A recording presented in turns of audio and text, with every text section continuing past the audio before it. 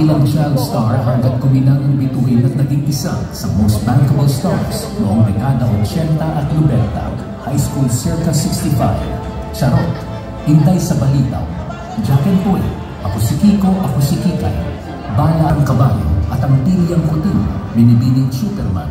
In his mother's eyes, mahigit 150 movie ang kanyang nagawa at mahirap ng isa-isahin pa. Dahil sa karamihan sa mga ito ay tunay na tumatak sa puso at isip ng madla.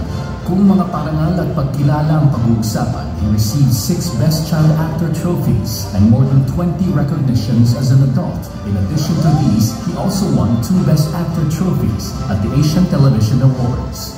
Sa telebisyon pa rin, he starred in more than 20 shows. And to name a few, andyan ang Tonight with Dick and Carmi, Magandang Tanghali Bayan, Singing Bee, Vilma, Okidoki Dok, abangan ang susunod na kabanata, The Purse Family, at marami pang iba. Binigyan din siya ng titulo bilang Rick Astley of the Philippines. He just didn't want to stop and served as counselor to his constituents in the 2nd District of Quezon City. Mahirap talagang mapantayan ang kanya pong mga narating sa industriyang ito. Ang mga pinasok at ang kanyang tanging hangad ay mapasaya at mapangiti ang mga Pilipino. Kuya, magaling makisama at napaka-professional. Kaya naman po niyakap ng industriyang ito ang kanyang ginagalawan. Nag-iisa lamang talaga siya. And this year, the Philippine Movie Press Club bestowed the Nora Honor Ulirang Artista Lifetime Achievement Award to the one and only Kuya Dick, Mr. Roderick Paulate!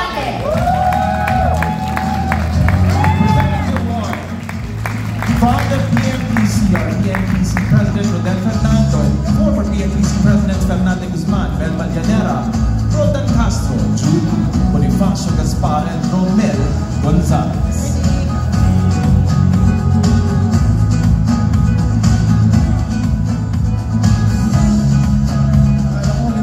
Kaya ko envelope. Sabi ko, bakit ang envelope itim?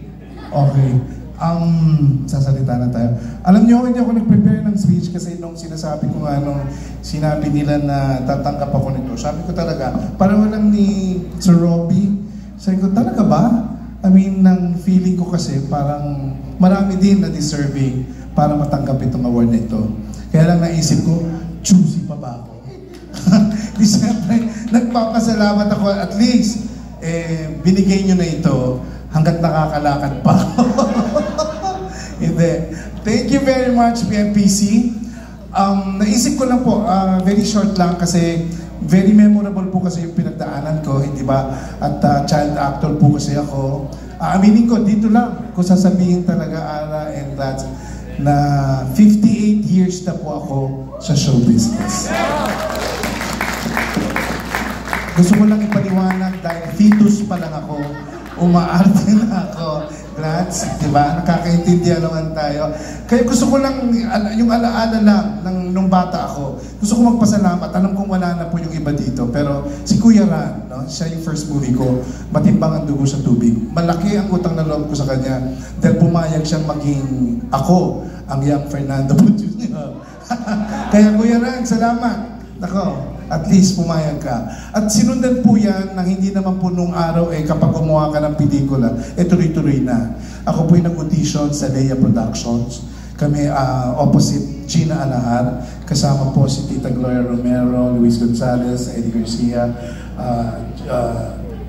Roger Calvin, Tita Calidad. Kailangan mag-audition ka ulit. At nagpapasalamat ako sa aking direktor. Wala na rin po siya, Armando de Guzman. Alam ko marami ng Gen Z dito, hindi nyo na sila kilala. And after that, gumawa na naman po tayo ng pelikula kung saan kinuha po tayo ni Eddie Rodriguez. At isa po sa mga mentor ko na pinakamamahal ko na sabihin na natin, bata pa lang medyo na-train na rin yan ng konti. Nagpapasalamat ako kay Lolita Rodriguez. Siya po talaga ang pagdating sa drama, siya po talaga, at si Marlene Dauden and Eddie Rodriguez. Sunod-sunod na po yung mga nangyari nyo at tuloy-tuloy na ang paggawa ng pelikula. Kaya malaki po ang utang na loob ko, malaking foundation at malaking training sa akin ang pagiging child actor. At nung naging binata na po, andyan na sila Charing Carlos, na gumawa ng mga box office films. Meron lang po akong gusto ipaliwanag. Nagsunod-sunod po ang mga kumitang pelikula ng Regal Films. Okay? Maraming Petrang Caballo, Commander Gringa, Banat Ribisek, isang box galing Japan.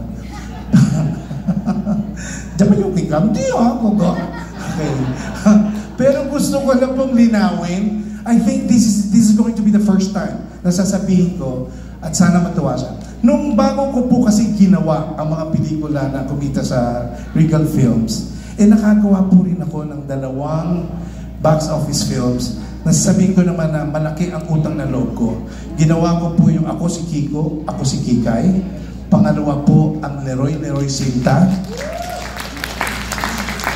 At yan po ay pinroduce ni Mr. Robbie Tan. Robbie, akala mo, nakalimutan ko na. Sabi ko, hindi, sasabihin ko to. At pagkatapos doon, siyempre, nagregal na tayo at ginawa na lahat. Kaya salamat din kay Mother Lily. Siyempre, namimiss din natin siya. Mother, laking nagawa mo sa aking career at sa lahat-lahat. Naalala ko rin, total, ito naman ay Nora Honor, di ba? Na Lifetime Achievement Award. Gusto ko lang sabihin na nagpapasalamat din ako sa kanya. Then isa sa, nung 15 years old ako, isa sa pinakamagandang pelikula na ginawa ko was Alquitrang Dugo, directed by Mario de los Reyes. Salamat sa NV Films na ibinigay niya sa akin. At hindi mangyayari ito kundi dahil sa mga tao. Wala pong Roderick Paulate kung walang mga fans at mga sumuporta. Kayo po ang importante sa industriya namin lahat.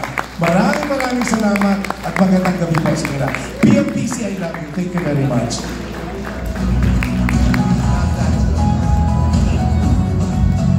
Congratulations, Kuya Dick.